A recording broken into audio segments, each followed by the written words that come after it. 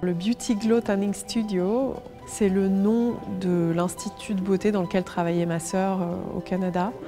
Et moi, j'ai jamais connu cet endroit.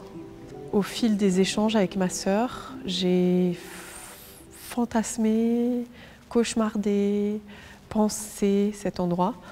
Et j'ai voulu le matérialiser et en faire un lieu de travail.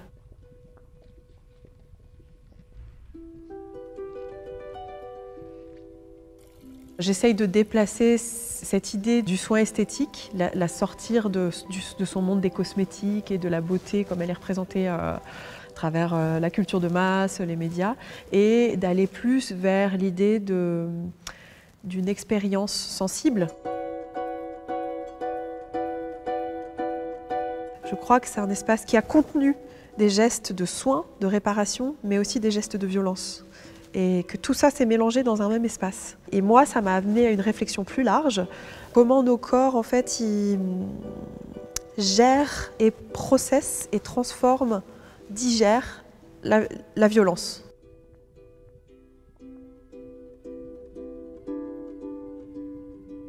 Peeling Back, c'est un solo qui enferme un corps dans une sorte de cabine de miroir brisé. C'est un spectacle qui propose vraiment une immersion par le son. On est dans un univers qui est assez cinématographique, qui est très inspiré de la littérature de science-fiction féministe, des grandes autrices comme Ursula Le Guin ou Octavia Butler, qui mettent en scène des corps féminins, des corps trans, des corps minorisés, d'autres façons de porter des récits, d'autres récits pour le monde et pour le futur. Peeling Back, c'est enlever des couches. C'est à la fois cette idée du soin, de la mue, et du coup du processus de transformation par la mue, mais aussi c'est relié vraiment au geste, la violence extractiviste qui perce, qui troue, qui prend et qui extrait.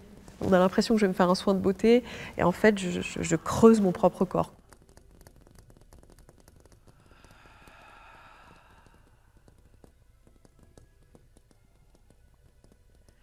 Je savais que j'avais très envie d'utiliser le travail du souffle, de sonoriser le geste, mais par le souffle, et de donner une qualité, une épaisseur particulière au geste à travers des bruits que je pouvais faire en live et qui sont après traités par Nicolas Martz, avec qui je travaille, qui est un créateur sonore.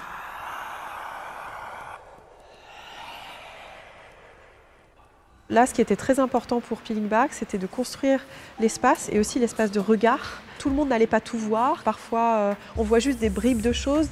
Comme à chacune de mes pièces, quand même, on pose un dispositif et on y comprend la relation qu'on a envie de proposer avec le public. Et de là naît la chorégraphie.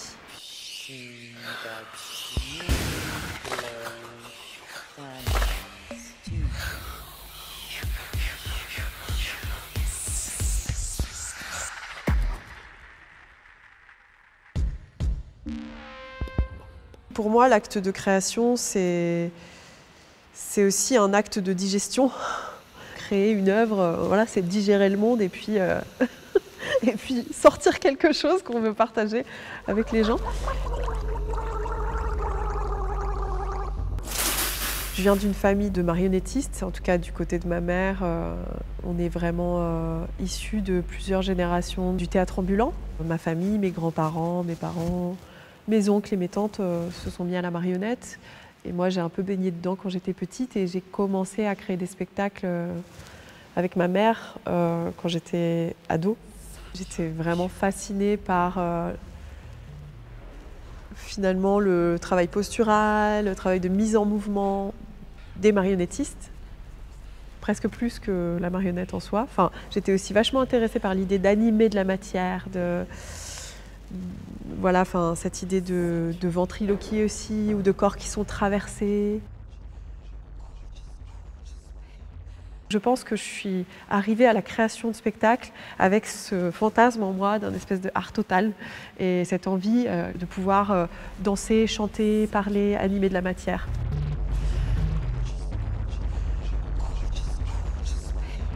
Je sens qu'avec les outils que j'ai développés au fil des pièces, avec Self-Made Man, Imanim, de République Zombie et puis la pièce Elive que j'ai co-créée avec Célia Gondol, je continue d'approfondir ce langage, mais avec des nouveaux appuis, de motoriser la fiction et d'aller vers cette idée des corps poreux, des corps aqueux, des corps qui fuient, qui changent de forme mais par le liquide.